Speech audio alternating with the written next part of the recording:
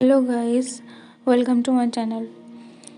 আজকে আমরা পনিরের সবজি বানাবো, ওটাও গ্রামের স্টাইলে, ভিলেজ স্টাইল। প্রথমে পেঁয়াজটা কেটে নিয়েছি, তারপর টমেটোটা কেটে নেব ভালোভাবে।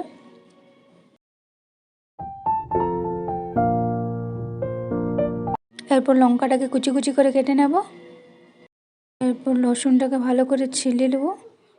তারপর রসুনটাকে কুচি কুচি করে কেটে নেব ভালোভাবে কুচি কুচি করে।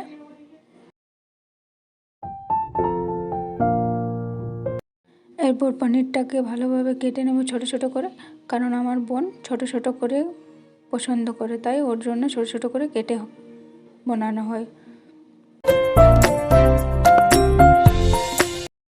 দেখুন, এরপর পনিরটার উপরে নুন, মশলা, হলুদ সব মেখে নিয়ে এটাকে ভালোভাবে কড়াইতে ভেজে নিয়ে হালকাভাবে ওঠানো হবে।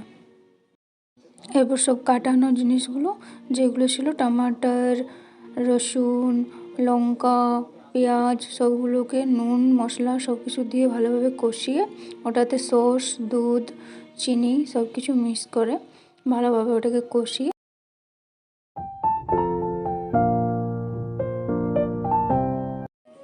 কষানোর পর ওটাতে দুধটা দিয়ে দেবো, তারপর হালকা জল দিয়ে দেবো, তারপর ফুটন্ত মশলাটাতে এই পনিরটা এবার ঢেলে দেবো। এরপর আমাদের পনির রেডি। আজকের ব্লগ এই পর্যন্তই।